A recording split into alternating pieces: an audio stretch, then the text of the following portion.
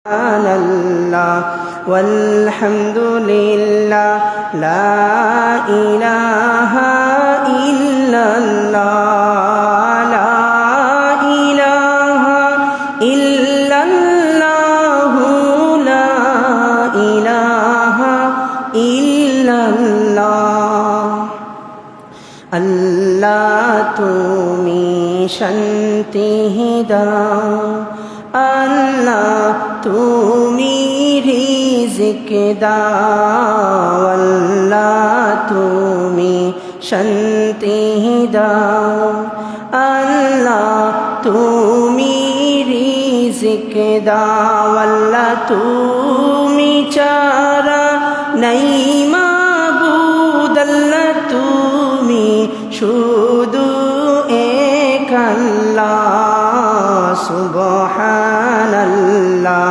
walhamdulillah la ilaha illallah la ilaha illallah la ilaha illallah আল্লাহ তুমি জ্ঞান দাও আল্লাহ তুমি হিকমত দাও আল্লাহ তুমি জ্ঞান দাও আল্লাহ তুমি হিকমত দাও আল্লাহ তুমি চারা নাই মাবুদ আল্লাহ তুমি শুধু এক আল্লাহ সুবহানাল্লাহ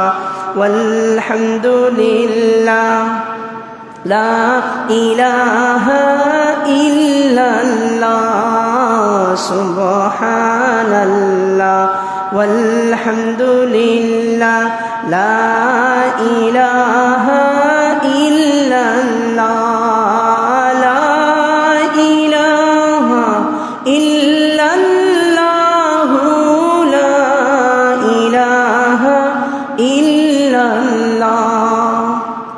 আল্লাহ তুমি জান্নাত দাও জান্নাতুল ফিরদাউস দাও আল্লাহ তুমি জান্নাত দাও জান্নাতুল ফিরদাউস দাও আল্লাহ তুমি চারা নাই মাবুদ আল্লাহ তুমি শুধু এক আল্লাহ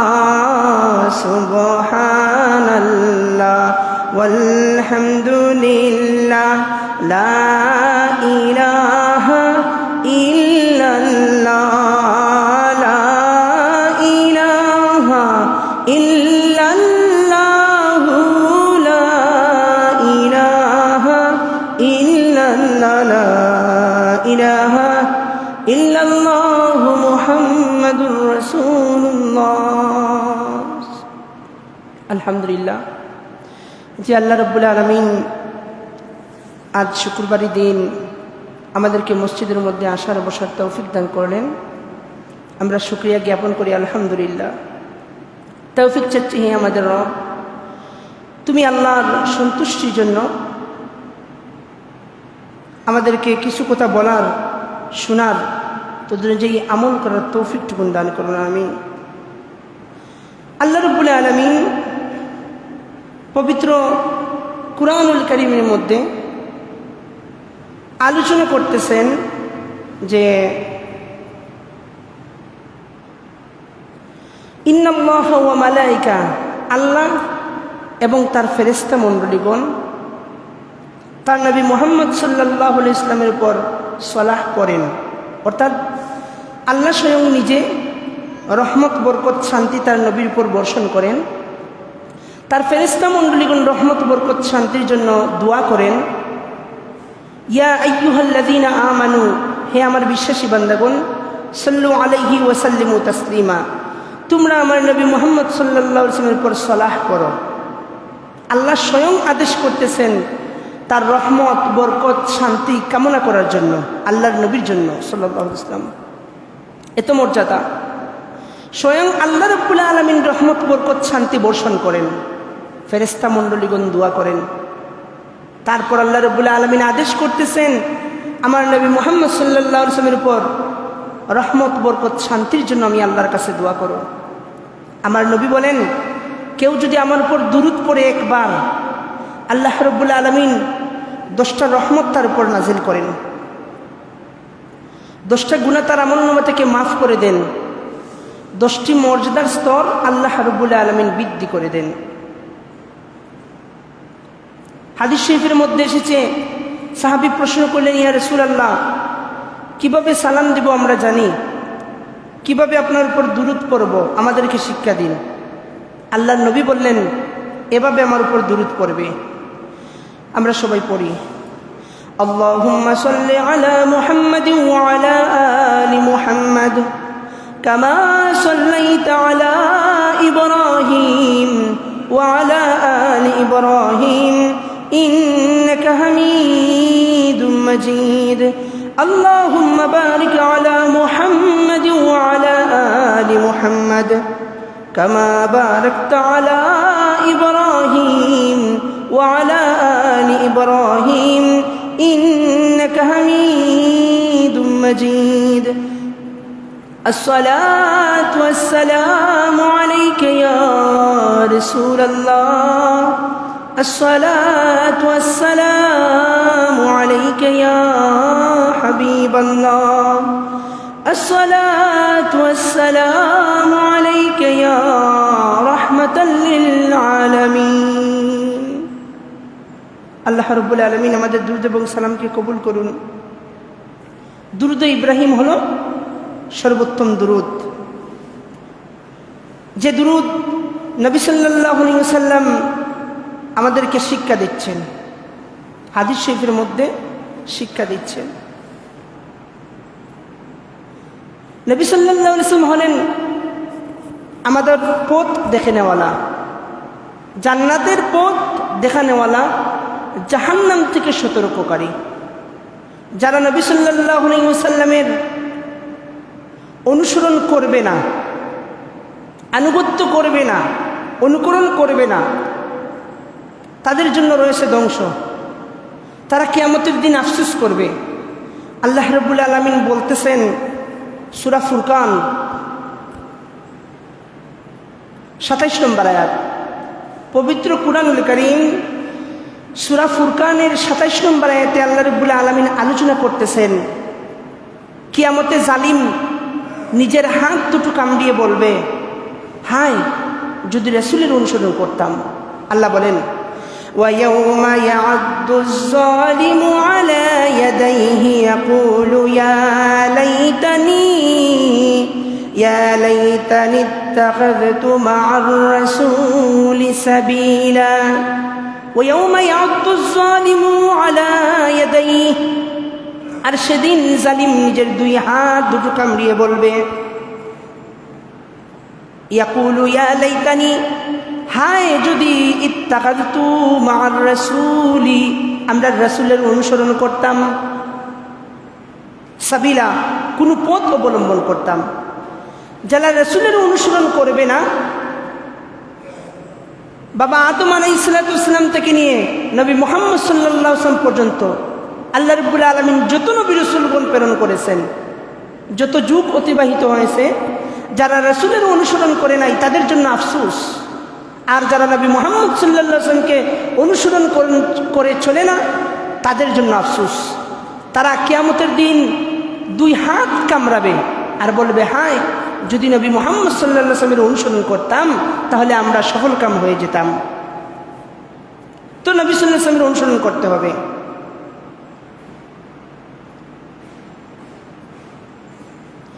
ওই জালিমরা নবী সাল্লাল্লাহু আলাইহি ওয়াসাল্লামকে ঠাট্টা বিদ্রুপ করে। আল্লাহর নবী মুহাম্মদ সাল্লাল্লাহু আলাইহি ওয়াসাল্লামকে জালিমরা ঠাট্টা বিদ্রুপ করে। কারণ কি? আল্লাহর নবী বলেন, তোমরা আল্লাহর ইবাদত করো, আল্লাহর সাথে কাউকে শরীক করো না। এজন্যই জালিমরা আল্লাহর নবী সাল্লাল্লাহু আলাইহি ওয়াসাল্লামকে ঠাট্টা বিদ্রুপ করে। আল্লাহ রাব্বুল আলামিন পবিত্র কুরআনুল কারীম সূরা ফুরকান 41 থেকে 44 নম্বর আয়াতের মধ্যে এই আলোচনাটুকু করতেছেন। জালিমরা কেন নবী সাল্লাল্লাহু আলাইহি ওয়াসাল্লামকে ঠাট্টা বিদ্রুপ করে? কারণ وَإِذَا رَأَوْكَ إِن يَتَّخِذُونَكَ إِلَّا هُزُوًا أَهَذَا الَّذِي بَعَثَ اللَّهُ رَسُولًا। আর যখন তোমাকে দেখে তখন তারা ঠাট্টা বিদ্রুপের পাত্র হিসেবেই দেখে, গ্রহণ করে। এই কি সেই লোক যাকে আল্লাহ রাসূল করে পাঠিয়েছেন? তাহলে আমরা এই আয়াত থেকে জানতে পারলাম কাফেররা নবী মুহাম্মদ সাল্লাল্লাহু আলাইহি ওয়াসাল্লামকে ঠাট্টা বিদ্রুপ করে। আর তারা কি বলে? এই কি সেই লোক যাকে আল্লাহ রাসূল করে পাঠিয়েছেন? ঠাট্টা মশকরা করে। কারণ কি? ইন কাদা লায়ুদিল্লুনা আন আলিহাতিনা লাউলা আন صبرنا عليها وسوف يعلمون حين يرون العذاب من أضل سبيلا। সে তো তোমাদেরকে আমাদের দেবতা থেকে দূরে সরিয়ে দিত। যদি আমরা তাদের প্রতি অবিচল না থাকতাম, আর যখন তারা আযাব দেখবে তবে তখন অবশ্যই বলবে, জানতে পারবে কে পথভ্রষ্ট ছিল। ওই কাফেররা নবী মুহাম্মদ সাল্লাল্লাহু আলাইহি ওয়াসাল্লামকে ঠাট্টা বিদ্রুপ করত। কারণ কি? নবী মুহাম্মদ সাল্লাল্লাহু আলাইহি ওয়াসাল্লাম বলেছিলেন, এই দেবতাদের উপাসনা করো না, আল্লাহর উপাসনা করো। আগুনের উপাসনা করো না, মাটির দেবতার উপাসনা করো না, সূর্যের উপাসনা করো না, আল্লাহ ছাড়া আর কারো ইবাদত করবে না। এটাই ছিল নবী মুহাম্মদ সাল্লাল্লাহু আলাইহি ওয়াসাল্লামের 1 নম্বর অপরাধ। তাহলে নবী মুহাম্মদ সাল্লাল্লাহু আলাইহি ওয়াসাল্লামের অনুসারী কারা? যারা বলে আল্লাহ ছাড়া কোনো মাবুদ নাই, নবী মুহাম্মদ সাল্লাল্লাহু আলাইহি ওয়াসাল্লাম আল্লাহর বান্দা এবং রাসূল, তারাই হলো নবী মুহাম্মদ সাল্লাল্লাহু আলাইহি ওয়াসাল্লামের অনুসরণকারী। এই গুণাগুণ যদি আমাদের মধ্যে থাকে আমরা সফল কাম। তাহলে এই আয়াত থেকে একটা আমরা গুণ নিলাম, যেই ব্যক্তি বলবে আল্লাহ ছাড়া কোনো মাবুদ নাই, আল্লাহকে বিশ্বাস করবে, এই কথার উপর ইস্তেকামাত থাকবে। ফেরেশতা তার কাছে আসেন, আসার পর বলেন,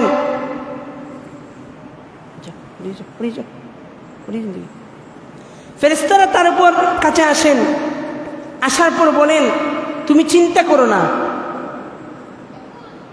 তুমি দুঃখ পেও না, কষ্ট পেও না, আল্লাহর তৈরি জান্নাতের সুসংবাদ গ্রহণ করো। এই ঈমানের এত ফজিলত।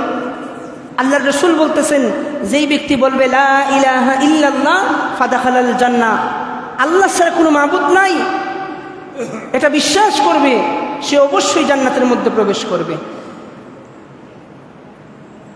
তাহলে কাফেররা নবী মুহাম্মদ সাল্লাল্লাহু আলাইহি ওয়াসাল্লামের সাথে 1 নম্বর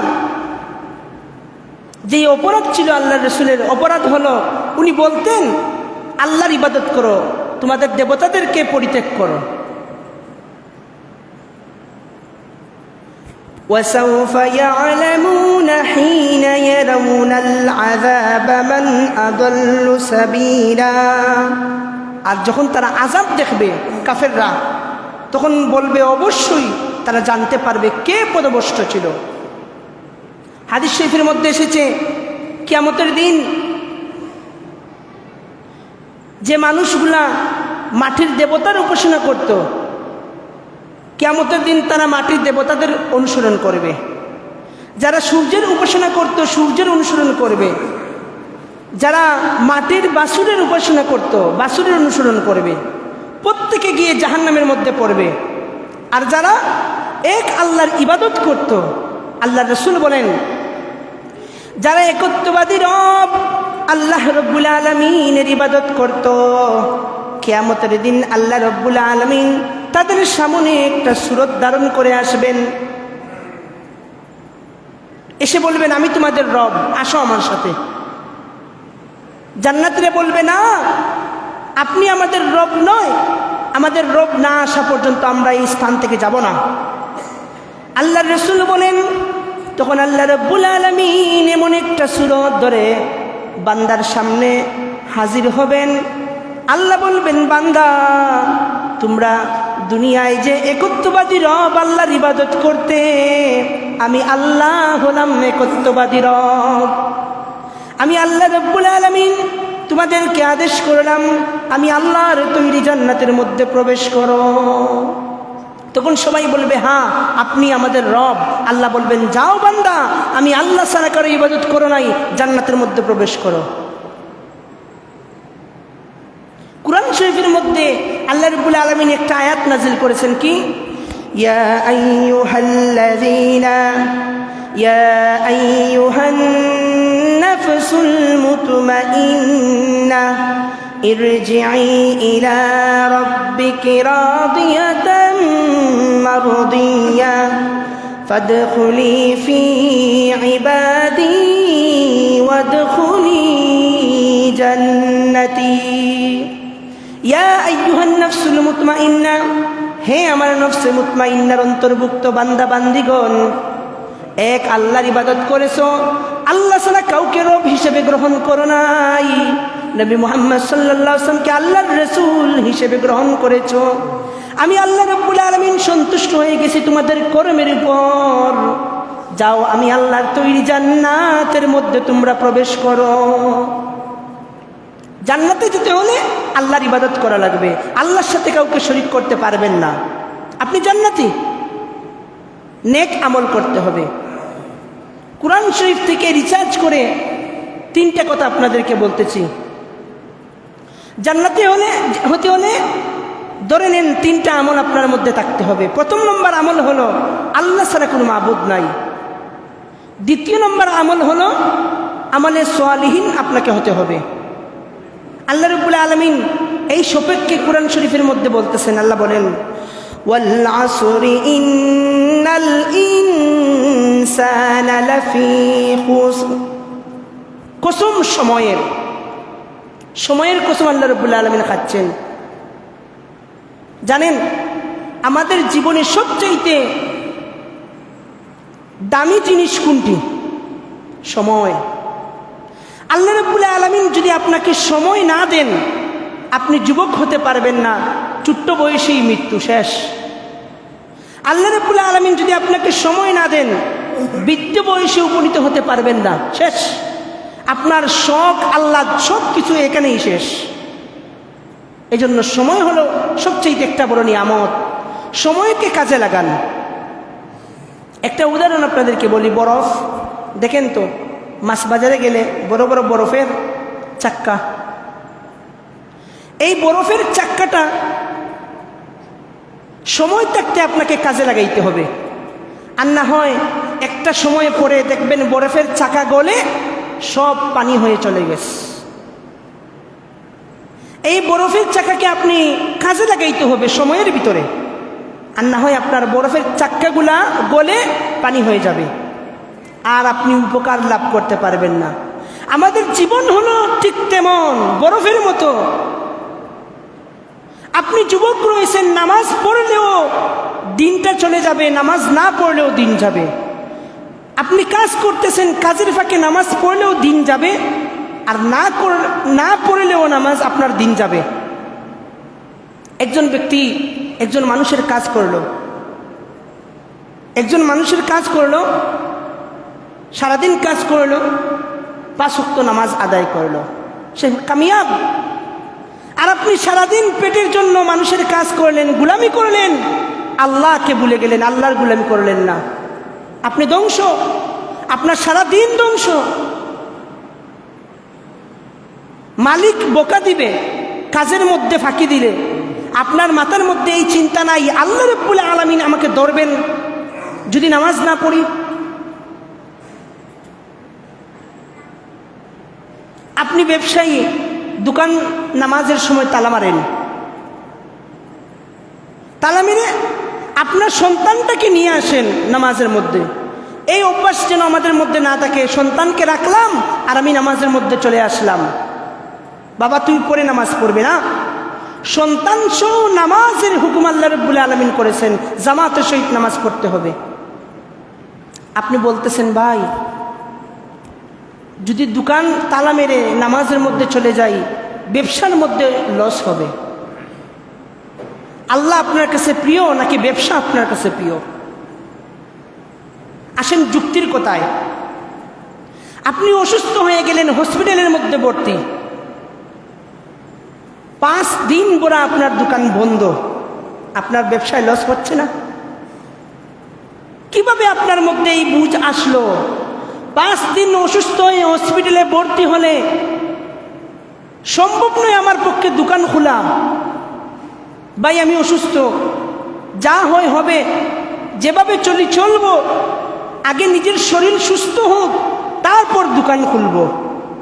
এটা হলো আপনার যুক্তি, স্বাভাবিক মানুষের যুক্তি। ভাই শ্বশুর বাড়িতে বেড়াতে যাবেন, 2 দিন দোকান বন্ধ, কেন ভাই? বলে ভাই সারা বছরে কি 2 দিন শ্বশুর বাড়িতে বেড়াতে যাব না? মাসে 6 মাসে শ্বশুর বাড়িতে বেড়াতে যাব না? দোকান বন্ধ রাখা লাগবে, আর মানুষ নাই। আপনার বিবেকের কাছে প্রশ্ন, শ্বশুর বাড়ি যেতে হলে দোকান বন্ধ থাকে, ব্যবসার মধ্যে লস হয় না। হসপিটালে ভর্তি হলে দোকান বন্ধ, ব্যবসার মধ্যে লস হয় না। হরতালের সময় দোকান বন্ধ, ব্যবসার মধ্যে লস হয় না। নামাজের সময় দোকান বন্ধ, আপনার ব্যবসার মধ্যে লস হয়। এটা কেমন যুক্তি? এটা কোনো ইমানদারের কথা হতে পারে না। কাজ না করলে খাবো কি? অসুস্থতা নিয়ে অনেক মানুষ কাজের মধ্যে যায়। যারা নাইট ডিউটি করে, হার্টের মধ্যে সমস্যা, শরীরের মধ্যে অনেক ধরনের বেমার, তারপরেও নাইট ডিউটি করে, সারা রাত্রি উজাগরি করে। টাকা কামাইতে হবে, পেট চলবে না। টাকার জন্য যদি মানুষের গোলামি করতে পারেন, যে আল্লাহ আপনাকে 2 চক্ষু দিল, 2টা হাত দিল কাজ করার জন্য, 2টা পা দিল চলাফেরা করার জন্য, সে আল্লাহর গোলামি করতে আপনার এত তালবাহানা কেন? ওই ধরনের অসুবিধা, নামাজ পড়তে পারবো না। টিসিবি মালের জন্য লম্বা লাইনে আপনি দাঁড়াতে পারেন, নামাজ পড়ার জন্য তো লম্বা লাইনে দাঁড়াতে প্রয়োজন হয় না, এত কষ্ট করতে হয় না। নামাজ পড়বেন, চক্ষু আল্লাহ রাব্বুল আলামিন আপনার ভালো রাখবেন, চক্ষুর পাওয়ার ঠিক থাকবে। নামাজ পড়বেন, নাকের মধ্যে অনেক বেমার আজার থাকে, আল্লাহ রাব্বুল আলামিন আপনাকে মুক্ত রাখবেন। নামাজ পড়বেন, চেহারার মধ্যে নূর তৈরি হবে। নামাজ পড়বেন, এই পা দিয়ে আল্লাহর ঘর মসজিদের মধ্যে হেঁটে হেঁটে আসবেন, এই পা আল্লাহ রাব্বুল আলামিন সুস্থ রাখবেন। আপনার ফুসফুস সুস্থ রাখবেন, হৃৎপিণ্ড সুস্থ রাখবেন, আপনার সারাটা শরীর আল্লাহ রাব্বুল আলামিন সুস্থ রাখবেন।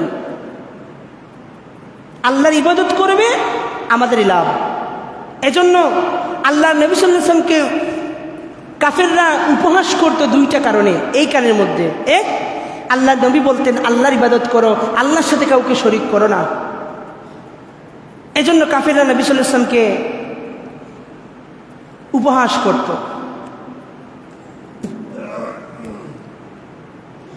তো আসুন আমরা পবিত্র কুরআনুল কারীম থেকে কিছু আলোচনা করে নেই। সূরা বাকারা, আল্লাহ রাব্বুল আলামিন সূরা বাকারা 275 নম্বর আয়াতের মধ্যে আলোচনা করতেছেন সুদ প্রসঙ্গে, যে আল্লাহ রাব্বুল আলামিন সুদকে হারাম করেছেন আর ব্যবসা বাণিজ্যকে হালাল করেছেন। সুদ হারাম, ক্রয় বিক্রয় ব্যবসা বাণিজ্য হালাল। আল্লাহ রাব্বুল আলামিন বলেন সূরা বাকারা 2 নম্বর সূরা 275 নম্বর আয়াত, আল্লাহ রাব্বুল আলামিন বলেন ইয়া الذين يأكلون الربا لا يقومون إلا كما يقوم الذي يتخبطه الشيطان من المس ذلك بأنهم قالوا إنما البيع مثل الربا وأحل الله البيع وحرم الربا فمن جاءه موعظة من ربه فانتهى فله ما سلف وأمره إلى الله ومن عاد فأولئك أصحاب النار هم فيها خالدون আল্লাহ রাব্বুল আলামিন বলেন, আর যারা সুদ খায় তারা তার নিয়ে উঠবে, অর্থাৎ কবর থেকে তার নিয়ে উঠবে যাকে শয়তান স্পর্শ করে পাগল বানিয়ে দেয়। যারা সুদ খায় আল্লাহ রাব্বুল আলামিন বলেন তারা কবর থেকে এমন ব্যক্তির নিয়ে উঠবে যাকে শয়তান স্পর্শ করে পাগল বানিয়ে দেয়। এটা এই জন্য যে তারা বলে বেচা কেনা সুদেরই মতো, ক্রয় বিক্রয় সুদের মতো, অথচ আল্লাহ বেচা কেনা ক্রয় বিক্রয় ব্যবসা বাণিজ্য হালাল করেছেন, আর সুদকে আল্লাহ রাব্বুল আলামিন হারাম করেছেন। অতএব যার কাছে তার রবের পক্ষ থেকে উপদেশ আসার পরেও যে বিরত হলো, যা গত হয়েছে তা তার জন্য ইচ্ছাধীন, আর তার ব্যাপারটি আল্লাহর হাওলায়। আর যারা ফিরে গেল তারা আগুনের অধিবাসী। আল্লাহ রাব্বুল আলামিন বলতেছেন যে আমি সুদকে হারাম করে দিলাম, ব্যবসা বাণিজ্যকে হালাল করে দিলাম।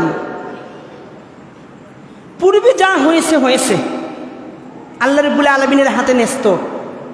এখন থেকে আর কেউ সুদ খাবে না। যারা সুদ খাবে উলাইকা আসহাবুন নার, এই সমস্ত ব্যক্তিগণ জাহান্নামের অধিবাসী। আল্লাহর কথা, আল্লাহ কখনো ঠাট্টা মশকরা করেন না, আর আল্লাহর কথা সত্য কথা। আল্লাহ যা বলেছেন সত্য বলেছেন। এজন্য আমাদেরকে আল্লাহ রাব্বুল আলামিন যাদেরকে টাকা পয়সা দিয়েছেন, এটা একটা পরীক্ষা। টাকা পয়সা হলেই মানুষ সুদের কারবারে জড়িত হয়ে যায়। অনেক সময় আপনি বলতে পারেন আপনি তো গরিব মানুষ, জোর দিয়ে গলা খাকিয়ে বলতে পারেন সুদ খাওয়া ভালো নয়, সুদ খাওয়া ভালো নয়। টাকা পয়সা আপনারও হোক, দেখবেন শয়তান আপনাকে বুঝিয়ে বাজিয়ে সুদের পথে নিয়ে যাবে, নিজেকে কন্ট্রোল করতে পারবেন না। এজন্য এটা একটা মহাপরীক্ষা। আল্লাহ রাব্বুল আলামিন এই পরীক্ষা থেকে আমাদেরকে হেফাজত করুন। আল্লাহ রাব্বুল আলামিন তারপর সূরা বাকারা 282 নম্বর আয়াতে এবং 83 নম্বর আয়াতে আলোচনা করতেছেন যে যখন তোমরা নির্দিষ্ট সময়ের জন্য পরস্পর ঋণের লেনদেন করবে তখন তা লিখে রাখবে, অর্থাৎ দলিল লিখবে, সাক্ষ্য রাখবে। ঋণ কম হোক বা বেশি হোক সাক্ষী রাখবে। দুইজন পুরুষ অথবা একজন পুরুষ দুইজন মহিলা সাক্ষ্য রাখবে। সফর অবস্থায় ঋণ, লম্বা আয়াত।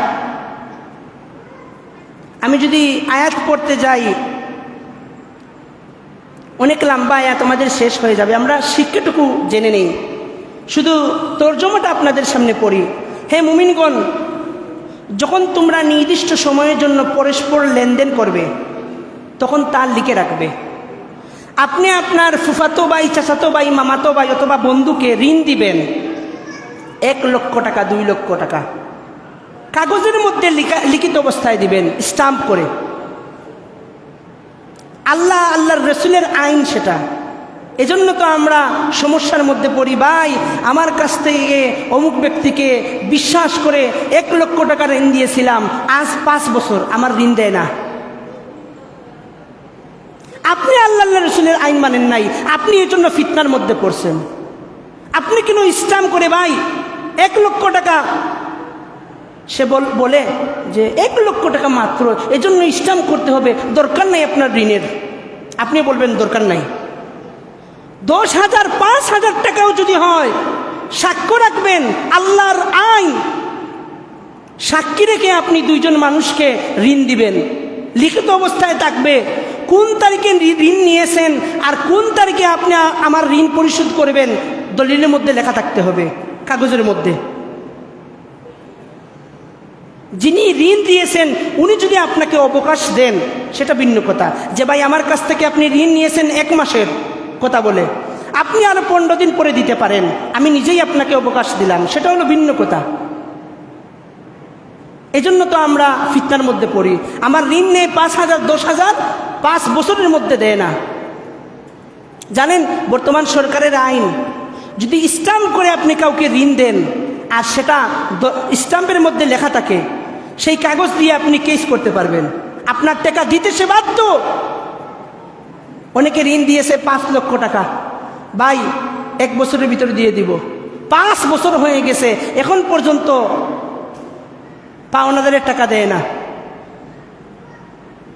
অনেক সম্মানী ব্যক্তি, ক্ষমতা আছে, কিছু বলবে শেষ করে ফেলবো তোকে, তারও কিছু করার নাই, কোন ডকুমেন্ট নাই। এজন্য আমরা যদি আল্লাহ রসুলের আইন মেনে চলি, আমাদের জন্য কল্যাণ। ঋণ কম হোক বেশি হোক, 2 জন সাক্ষ্য রাখবেন, এটা ফরজ। লিখিত অবস্থায় রাখবেন। যে লিখলো তার কোনো ক্ষতি করতে পারবেন না, যারা সাক্ষী থাকলো সাক্ষীদের কোনো ক্ষতি করতে পারবেন না, নিষেধ। তারপর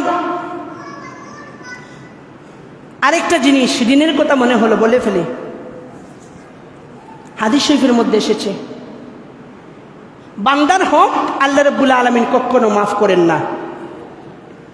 আপনি যদি কোনো বান্দার হক মেরে খান, টাকা মেরে খেলেন, জমিন মেরে খেলেন, জায়গা নিয়ে নিলেন, যতক্ষণ পর্যন্ত বান্দা মাফ না করে দিবে ততক্ষণ পর্যন্ত আল্লাহও মাফ করবেন না।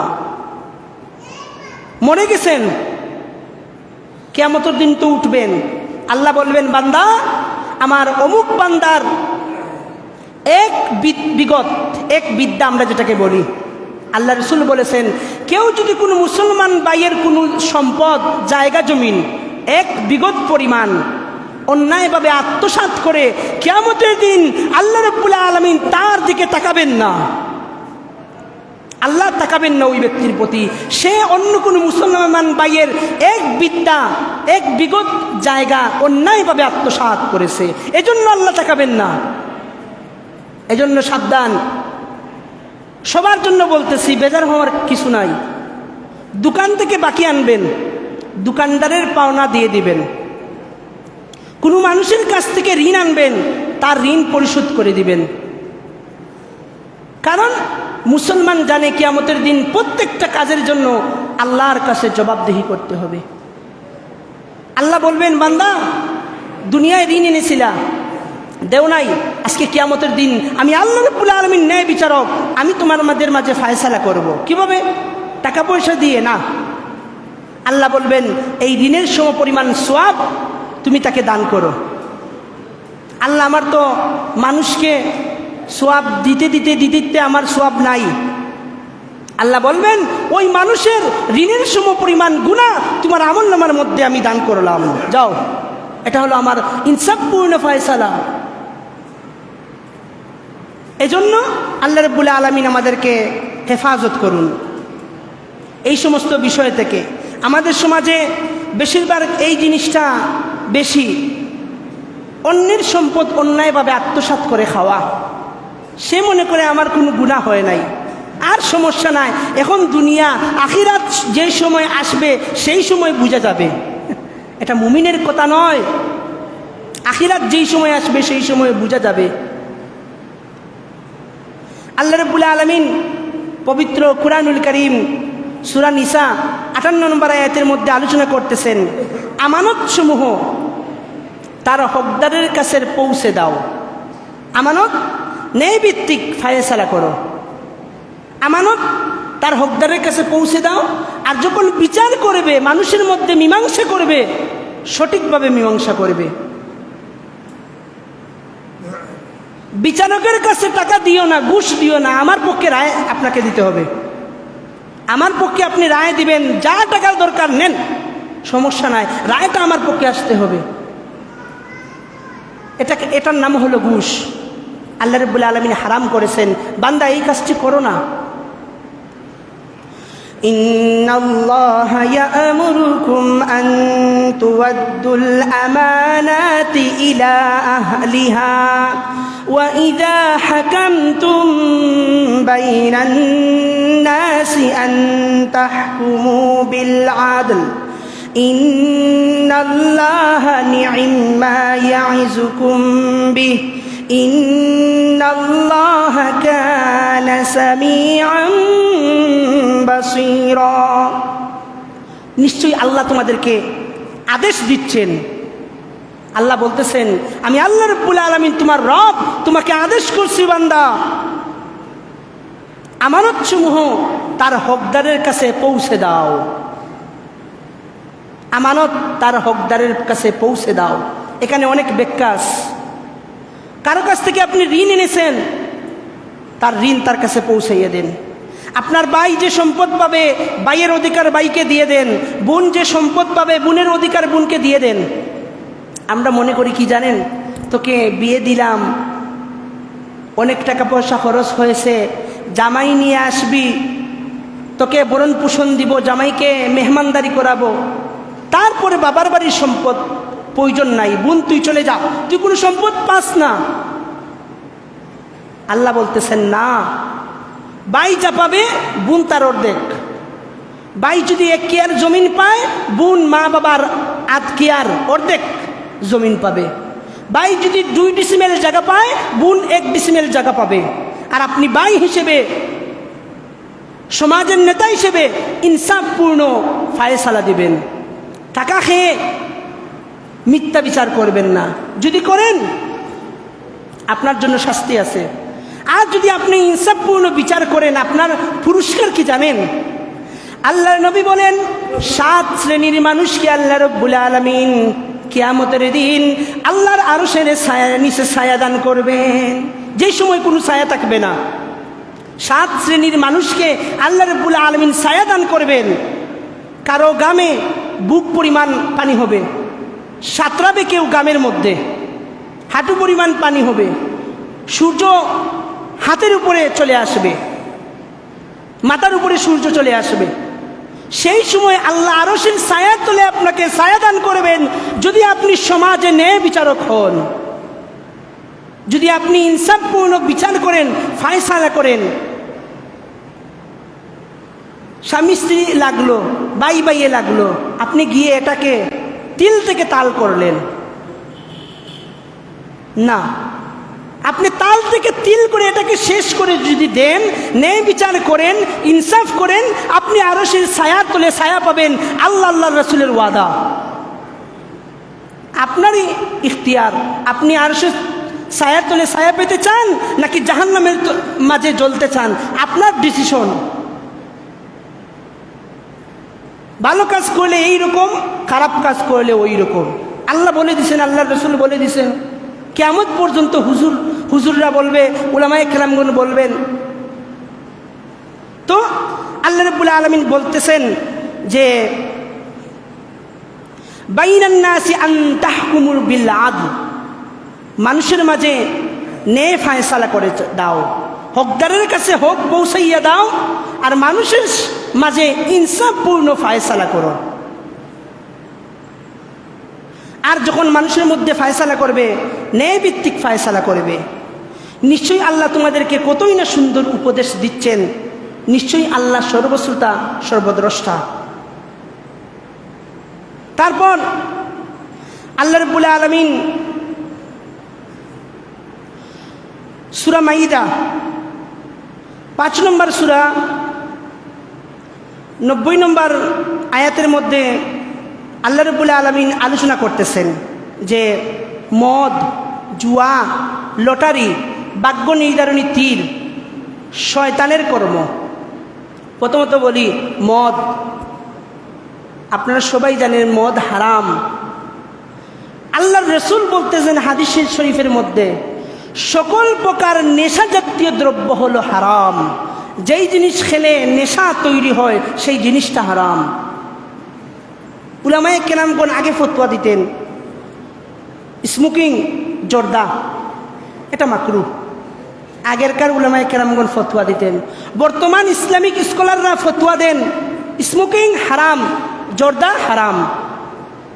রেফারেন্স দিচ্ছেন, আপনি দেখবেন ইন্টারনেটের মধ্যে সার্চ মেরে, ইউটিউবের মধ্যে বিভিন্ন ডাক্তাররা বলেন ফুসফুস ক্যান্সারের কারণ স্মোকিং, ধূমপান করা। এটা ফুসফুসকে নষ্ট করে দেয়, ক্যান্সারের কারণ। জর্দা গলার মধ্যে দেখবেন বিভিন্ন ওরা ছবিও দিয়ে দেয়, গলার মধ্যে ক্যান্সার হয় জর্দা খেলে। তামাক পাতা, তামাককে বিড়ি সিগারেটের ভিতরে দিয়ে স্মোকিংভাবে খাওয়া হয়, আর জর্দা সরাসরি খাওয়া হয়। আল্লাহ রাব্বুল আলামিন এইসব জিনিস থেকে আমাদেরকে হেফাজত থাকার তৌফিক দান করুন। আরেকটা জিনিস, তীর খেলা। আপনারা জানেন ইন্টারনেটের মধ্যে তীর খেলা, জুয়া। আপনি খেলতেছেন, আপনি কয়েন দিলেন, তার পরবর্তীতে আপনি টাকা পাবেন, কয়েন দিয়ে খেলা। যত ধরনের গেম আছে আপনি টাকা দিয়ে, কয়েন দিয়ে খেলা, পরবর্তীতে টাকা দিয়ে কয়েন কিনা, এটা সব কিছু হারাম, এটা জুয়া। অনেক সময় আছে না, 10 টাকা দিয়ে একটা লটারি নেবেন, 1 লক্ষ টাকা বেঁচে যাবে, আপনি রাতারাতি ধনী হয়ে যাবেন। 10 টাকায় 1 লক্ষ টাকা, এটা হারাম। আল্লাহ রাব্বুল আলামিন পবিত্র কুরআনুল কারীম, আমাদের সময়ও শেষ, এই 2টা আয়াত পরে আমরা শেষ করে ফেলব। সূরা মাইদা 90 এবং 91 নম্বর আয়াতে আল্লাহ রাব্বুল আলামিন বলেন, ইয়া আইয়ুহাল্লাযীনা আমানু ইন্নামাল খামরু ওয়াল মাইসিরু ওয়াল আনসাবু ওয়াল আজলামু রিজসুম মিন আমালিশ শাইতান ফাজতানিবুহু লাআল্লাকুম তুফলিহুন। হে মুমিনগণ, নিশ্চয় মদ, জুয়া, প্রতিমা, দেবদেবীর সামনে যা বলি দেয়া হয়, ভাগ্য নির্ধারণী তীর, মদ, জুয়া, ভাগ্য নির্ধারণী তীর, তো নাপাক শয়তানের কর্ম। এই সমস্ত শয়তানের কাজ, এই সমস্ত কাজ তোমরা পরিহার করো যাতে তোমরা সফল কাম হতে পারো। আপনি যদি সফলকাম ব্যক্তি হতে চান তাহলে এই সমস্ত জিনিস, মদ, জুয়া, তীর খেলা, লটারি, এই সমস্ত পরিত্যাগ আপনাকে করতে হবে। আর নেশা জাতীয় সমগ্র প্রকার দ্রব্য সেবন থেকে আপনাকে বেঁচে থাকতে হবে, আপনি সফলকাম হবেন। إنما يريد الشيطان أن يوقع بينكم العداوة والبغضاء في الخمر والميسر ويصدكم عن ذكر الله وعن الصلاة فهل أنتم منتهون। শয়তান মদ ও জুয়ার মাধ্যমে তোমাদের মাঝে শত্রুতা এবং বিদ্বেষ সৃষ্টি করতে চায়। দেখবেন জুয়ার মাধ্যমে একজনের সাথে আরেকজন খুন পর্যন্ত করে ফেলে, হত্যা করে ফেলে। জুয়ার মাধ্যমে মানুষ নিজের সমগ্র সম্পদ বিলীন করে দেয়, নষ্ট করে দেয়, পথের ফকির হয়ে যায় জুয়ার মাধ্যমে।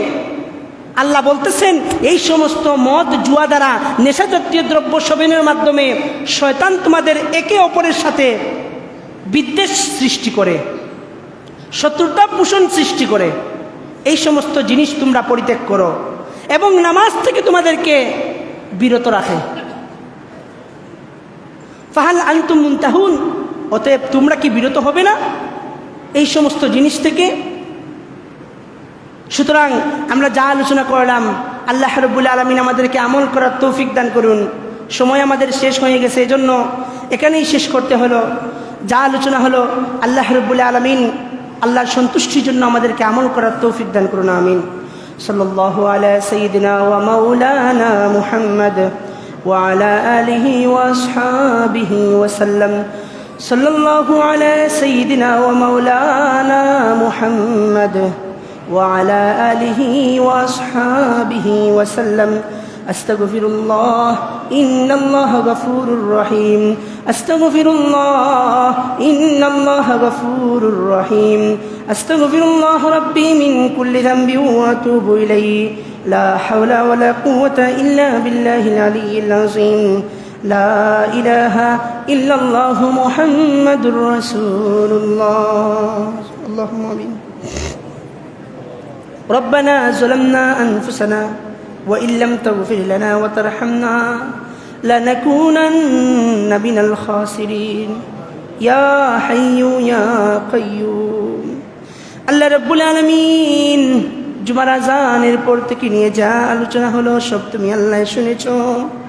আমাদের আলোচনাকে তুমি আল্লাহর সন্তুষ্টির জন্য কবুল আর মঞ্জুর করো মাওলা। আল্লাহ আমাদের আব্বা আম্মারে মাফ করে দেও, আমাদের স্ত্রী সন্তানদেরকে মাফ করে দেও, আমাদের দাদা দাদি নানা নানি মামা মামি শ্বশুর শাশুড়ি সবাইরে মাফ করে দেও। আল্লাহ আমাদেরকে এমন সন্তান হওয়ার তৌফিক দেও যেই সন্তানের কারণে কিয়ামতের দিন আমাদের আব্বা আম্মা তুমি আল্লাহর কাছে নূরের মুকুট পেতে পারেন। আল্লাহ আমাদেরকে এমন সন্তান দান করো মাওলা, যেই সন্তানের কারণে কিয়ামতের দিন তুমি আল্লাহর কাছে আমরা নূরের মুকুট পেতে পারি। আল্লাহ আল্লাহ আমাদের সন্তানদেরকে তুমি আল্লাহর দ্বীনের জন্য কবুল করো। আল্লাহ আল্লাহ আমাদের স্ত্রী সন্তানদেরকে নামাজি দিনদার পরেজগার মুত্তাকি বানাই দেও। আল্লাহ দুনিয়া আখিরাতে তাদের আল্লাহ দুনিয়া আখিরাতে তাদের জন্য আমাদেরকে সম্মানী বানাইও। কোনো ফিতনা ফাসাদের মধ্যে আমাদেরকে ফেলে দিও না। আল্লাহ আমাদেরকে হক হালাল রুজি রোজগারের ব্যবস্থা করে দেও। আমাদের যাবতীয় সব প্রয়োজনগুলা উত্তমভাবে পূরণ করে দেও। আল্লাহ বাড়িঘরে হসপিটালে যত সমস্ত অসুস্থ বেমারি সবাইরে মাফ করে দেও। আল্লাহ আমাদের যার শরীরে যত বেমার তুমি আল্লাহ আমাদেরকে মাফ করে দেও। আল্লাহ বিদেশের জমিনে আল্লাহ আমাদের আত্মীয় স্বজন আছেন, আমার আম্মা আছেন, আমার বাগনা আলামিনও আছেন। আল্লাহ আল্লাহ আল্লাহ আমাদের প্রত্যেকের যত আত্মীয় স্বজন বিদেশের জমিনের মধ্যে আছেন আল্লাহ প্রত্যেকের মাফ করে দেও। হক হালাল রুজি রোজগারের ব্যবস্থা করে দেও। আল্লাহ বিপদ আপদ অ্যাক্সিডেন্ট তাকে হেফাজত করিয়া তুমি আল্লাহ তাদেরকে রাখিও মৌলা। আল্লাহ আমাদের নবীরে তুমি আল্লাহ শান্তি রহমত বরকত দান করো। আল্লাহ আমাদের নবীরে তুমি আল্লাহ মাকামে মাহমুদ দান করো মৌলা। আল্লাহ মায়ের নবী বলছেন, আল্লাহ এই শাওয়াল মাসে যেই ব্যক্তি 6টা নফল রোজা রাখতে পারবে, সারা বছর নফল রোজা রাখার সওয়াব তুমি আল্লাহ দান করবা। আল্লাহ এই 6টা নফল রোজা আমাদেরকে রাখার তৌফিক দেও। আমরা যারা রাখলাম তুমি আল্লাহ কবুল করো। আল্লাহ আমাদেরকে রাখার তৌফিক দেও। বেশি বেশি নেক আমলের মাধ্যমে আমরা বাঁচে থাকার তৌফিক দেও। গুনাহের কাছ থেকে আমাদেরকে হেফাজত করো। কালিমা তাইয়্যিবা লা ইলাহা ইল্লাল্লাহু মুহাম্মাদুর রাসূলুল্লাহ। আমিন।